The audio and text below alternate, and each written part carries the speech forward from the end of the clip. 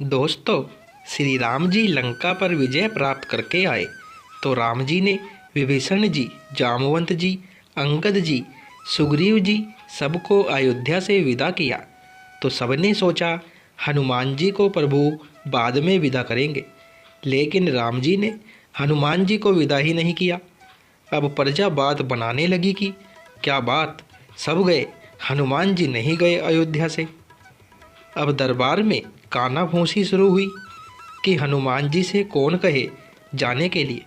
तो सबसे पहले माता सीता की बारी आई कि आप ही बोलो कि हनुमान जी चले जाएं। माता सीता बोली, मैं तो लंका में विकल पड़ी थी, मेरा तो एक एक दिन एक एक कल्प के समान बीत रहा था। वो तो हनुमान जी थे जो प्रभु मुंद्रिका लेके गए और धीरज बंधवाया की कछुक दिवस जननी धरुधीरा, कपिन सही अहि रघुबीरा, निशिचर मारी तो ही ले जही, तिहु पुर नारदादी जसु गेही। मैं तो अपने बेटे से बिल्कुल भी नहीं बोलूँगी, अयोध्या छोड़कर जाने के लिए आप किसी और से बुलवा लो। अब बारी आई लखन जी की तो लक्ष्मण जी ने कहा, मैं तो लंका के रणभूमि में वैसे ही मरणासन अवस्था में पड़ा था, पूरा रामदल विलाप कर रहा था। प्रभु प्रलाप सुनी कान बिकल बहे बानर निकर, आई गई हनुमान जिमी करुणा मह वीर रस। ये तो जो खड़ा है वो हनुमान जी का लक्ष्मण है। मैं कैसे बोलूं, किस मुंह से बोलूं कि हनुमान जी अयोध्या से चले जाए। अब बारी आई भरत जी की। अरे भरत जी तो इतना रोए कि राम जी को अयोध्या से निकलवाने का कलंक तो वैसे ही लगा है मुझ पे, हनुमान जी का सब मिलके और लगवा दो। और दूसरी बात ये कि बीते अवधि रही जो प्राणा, अधम कवन जग मोह ही समाना। मैंने तो नंदीग्राम में ही अपनी चिता लगा ली थी।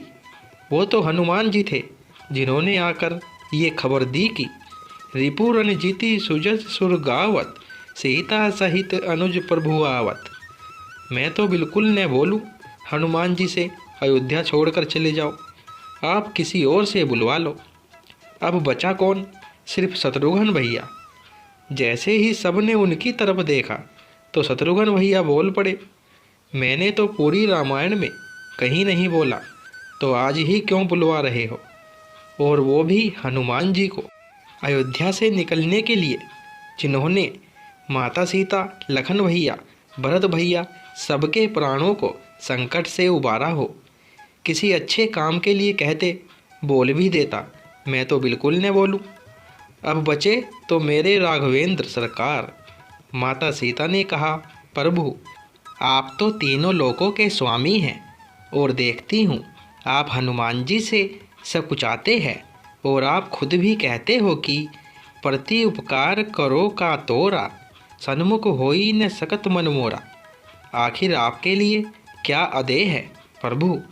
राघव जी ने कहा, देवी कर्जदार जो हूँ हनुमान जी का, इसलिए तो सन्मुख होई न सकत मन मोरा।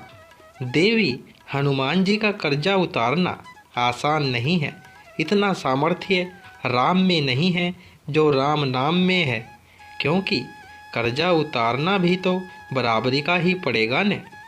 यदि सुनना चाहती हो तो सुनो, हनुमान जी का कर्जा कैसे उतारा जा सकता है। पहले हनुमान विवाह करे, लंकेश हरे इनकी जब नारी, मुदरी ले रघुनाथ चले, निज पुरुष लांघी अगमई विजयवारी। आयु कहे सुचि सोच हरे, तन से मन से होई जाए उपकारी। तब रघुनाथ चुकाई सके, ऐसे ही हनुमान की दिव्य उधारी। देवी इतना आसान नहीं है हनुमान जी का कर्जा चुकाना। मैंने ऐसे ही नहीं कहा था कि सुनु सुत तो ही उरिन में नाही। मैंने बहुत सोच विचार कर कहा था, लेकिन यदि आप कहती हो तो कल राज्यसभा में बोलूँगा कि हनुमान जी भी कुछ मांग ले।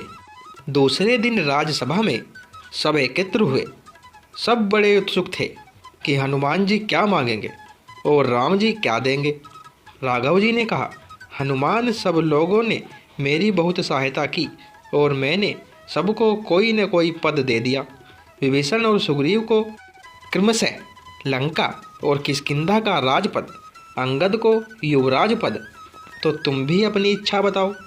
हनुमान जी बोले, प्रभु आपने जितने नाम गिनाए उन सबको एक एक पद मिला है, और आप कहते हो ते मम प्रिय लक्ष्मण ते दूना, तो फिर यदि मैं 2 पद मांगूँ तो?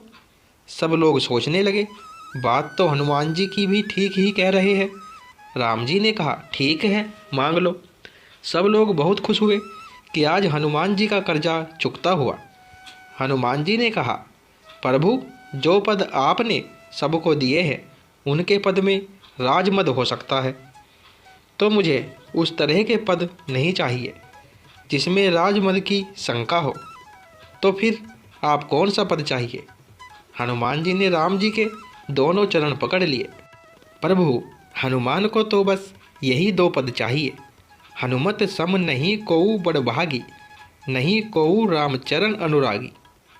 तो दोस्तों, ये प्रसंग आपको पसंद आया हो तो वीडियो को लाइक करें और चैनल को सब्सक्राइब करें। धन्यवाद दोस्तों।